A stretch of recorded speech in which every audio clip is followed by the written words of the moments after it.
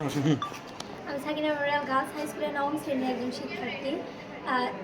Shahidul sir হলো অত্যন্ত খারাপ একজন ব্যক্তি, বিশেষ করে তার চরিত্রটা হলো বেশি খারাপ। তিনি প্রতিদিনই বলতে গেলে প্রতি বছরই কোনো না কোনো ক্লাসের মেয়েদের মিথ্যা প্রেমের প্রস্তাব দেবে, হ্যান করবে, অনেক কিছু কয় যে তাদের সাথে প্রেম করতে চায়, প্রেম করতে না চাওয়ার কারণে তাদেরকে অনেক হ্যারাস করে, নাম্বার কমায় দেয়, আর অনেক কিছু বলে। প্রেম না করলে তাদেরকে টিসি দেওয়ার হুমকি দেয়। আমার বান্ধবীকে প্রেমের প্রস্তাব দিয়েছিল, আমার বান্ধবী রাজি হয় নাই বলে ওর হুমকি দিছিল, নাম্বার কমাই দেবে, আমার নাম্বার কমায়ও দিছিল।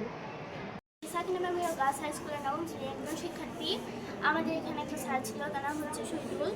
আর তিনি বিভিন্ন ধরনের অপকর্ম করত, বিশেষভাবে আমাদের স্কুলের ছাত্রীদেরকে তিনি বলতো যে আমি তোমাকে ভালোবাসি, তোমার সাথে প্রেম করতে চাই, এগুলো বলতো।